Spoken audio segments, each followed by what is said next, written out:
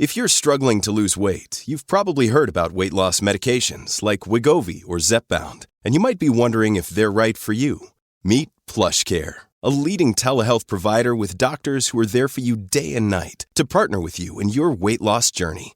If you qualify, they can safely prescribe you medication from the comfort of your own home.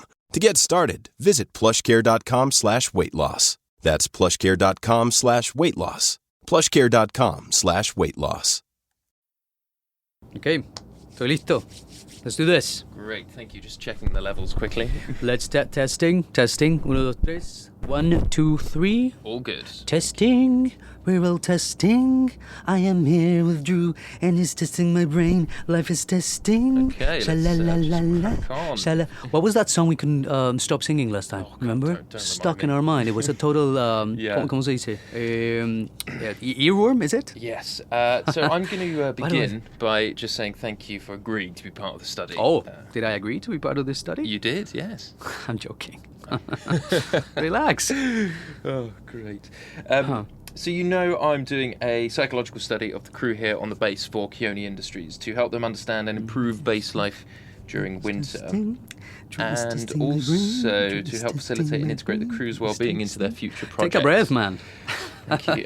The company takes the well-being of their employees and visiting researchers very seriously and hopes studies like this will allow them to put more protocols in place to make future missions even more robust in terms of mental health provisions. Now, for the audio record, can you please state your name, age, and your role here on the base?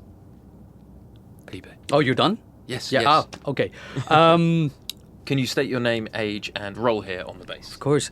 Felipe Gómez Hernández, 32 años. I am the resident volcanologist. Wonderful, thank you, Felipe. If it's okay, would you mind sticking to English as much as Do possible? you speak any languages, Drew? Yeah, I have intermediate French and a bit of basic German, but it's just easier for my transcripts. if they're- Sure, English it is. Thank you. Could you talk to me a little bit about what research you'll be doing here? Sure. I will be continuing the monitoring of seismic measurements and glacial movements in the region, particularly in relation to glacial melt and its relativity to volcanic heat in Antarctica. If I said that in Spanish, you wouldn't have understood any of it. That's right. I mean, it was news to me anyway that there are volcanoes in Antarctica at all. Yes, I had no idea until I started working here. Well, you see, I have my two babies, Erebus and Sidley. Sidley is dormant, Erebus is active, right? Correcto, well done. But there are at least 128 other volcanoes in West Antarctica alone, most of them ice-covered enteramente, means entirely. So it's a hard job mapping all of them. Okay, so what exactly will you be doing, like, in your day-to-day? I'm guessing there'll be a lot of field work. Yeah, absolutamente. When the weather is good enough, sample collection and lots of data crunching. Also, during the summer months, some colleagues have already collected some glacial meltwater from the Pine Island Glacier ice shelf. Now, I need to look at the composition of isotopes of helium detected in the water. Previous volcanology studies have found a source of volcanic heat below the ice shelf. You see? So what exactly are you looking for? Well, it is the fastest melting glacier in Antarctica. We measure the ratio between helium's two isotopes. We can tell whether the helium taps into Earth's hot mantle or if it's a product of crust that is relatively passive tectonically. And my theory is that volcanic heat is a significant contributor to glacial melt, maybe as much as the warming sea temperature is. Whoa, okay, you say we. Who is supporting this study? NASA. Oh, wow. There's another NASA person here. Yes, I know. I see this is your second time wintering over. Yes, it is. My first one was with you. You popped my cherry. Yes, for the record, that's the winter over cherry. You call it whatever you want to call it, Drew. Okay, was there a reason you came back a second time? What, other than you? Yes, of course, other than me. Well, in truth, I take a lot of comfort from being away from the world, you know? The world is crazy right now, not just back home in Chile. There's all sorts of shit going down in Chile for sure, but the world is getting a little too crazy for me sometimes. And really, I think the best thing to do is get out of there. Away from the gente, the politics, the bullshit, the lies. Oh, you think there's less bullshit in Antarctica? Well, no, don't get me wrong. There's politics here too. Everyone has an agenda. We're all sponsored by government bodies one way or another. I know there's another NASA person here, so I have to wonder whether NASA has sent them to keep an eye on me. Right, but why would they do that? Well, there's all sorts of information that researchers find that is not helpful for governments or organizations linked to them to be made public. You understand me? Yeah, I understand, but I mean, would you not consider that to be a little paranoid? Okay. Since I last saw you, did you watch the congressional hearings on UAP? UAP? No, enlighten me. Okay. Unidentified aerial phenomenon. Yeah?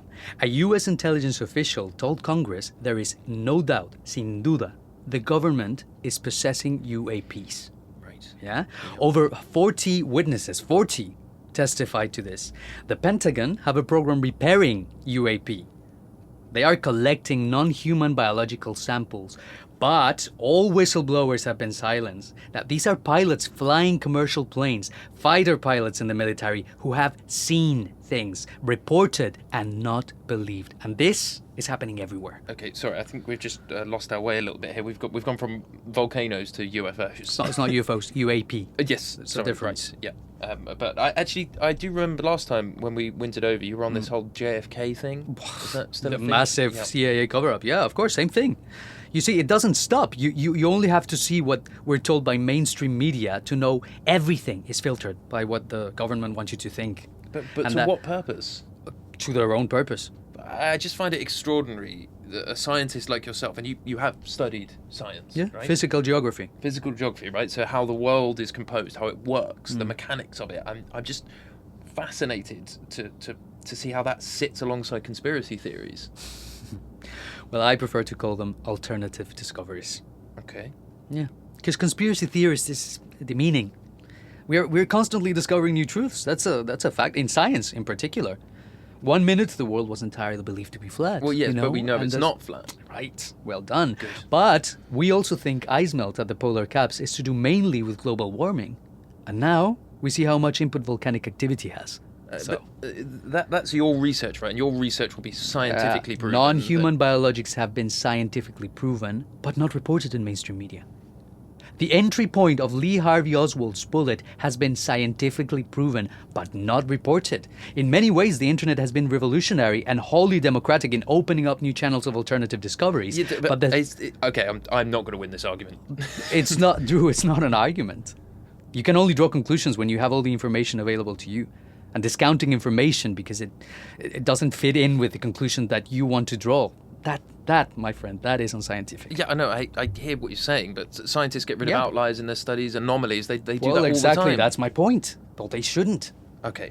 Can I just bring us back on focus, please? Sure. Defeated. Hey, take it easy.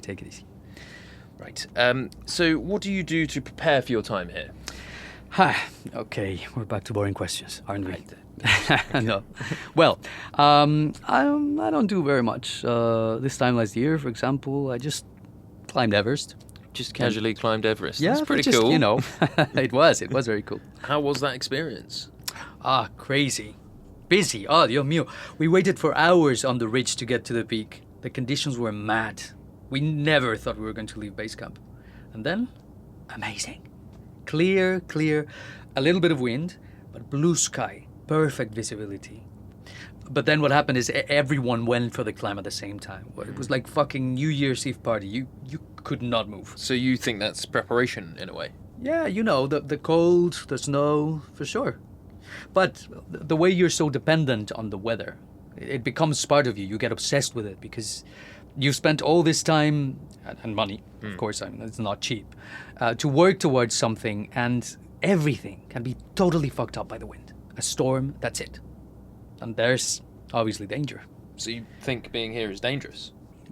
Not as dangerous as being in Santiago, no, but... Okay, but you consider it preparation mentally and physically? Sí, claro que sí.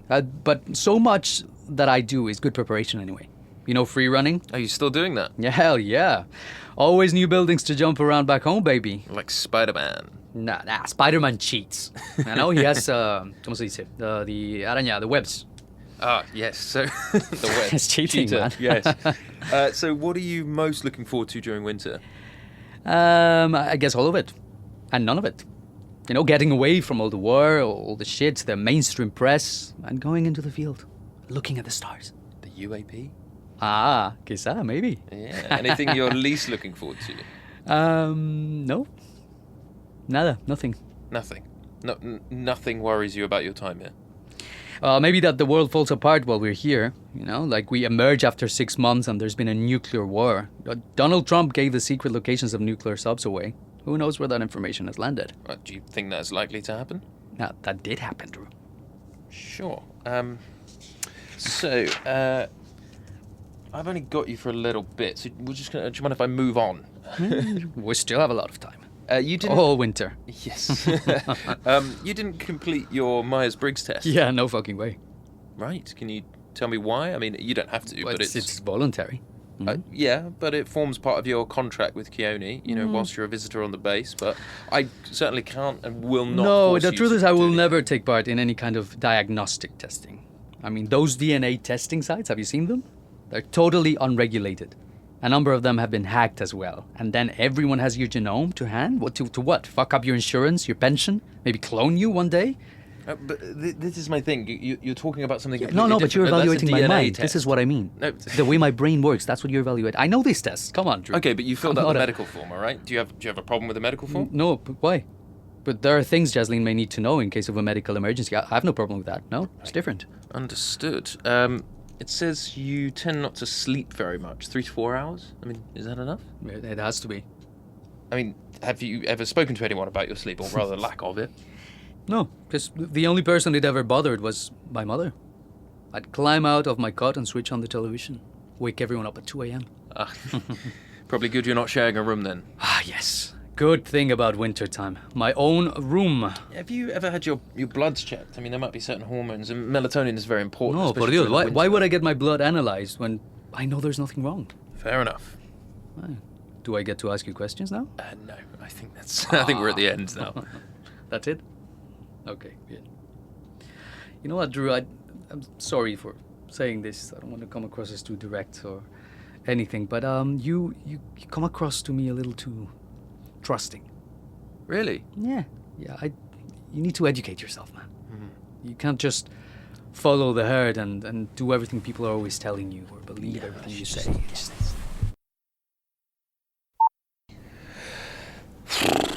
Baseline interview with Felipe. Fuck me. I mean, what a fucking nightmare. I know that's extremely unprofessional, but there's definitely some undiagnosed ADHD there. He goes off on these tangents and he's just totally phased out. I remember from last winter he was a massive pain in the arse, and I remember some people actively started eating their meals at slightly different times to avoid getting caught up in one of his discussions. And people just get really tired of him talking bollocks. I know I did.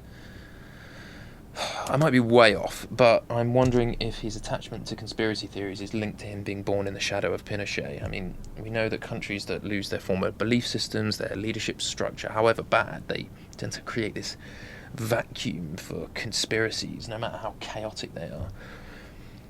I mean, he is a very divisive person to have here, and his energy can be in your face, so that will be good for the study. He's definitely going to incite strong feelings. And also, what did he mean about getting educated? I am educated. Get all the files now. Sign up at coldtapes.com and go ad-free.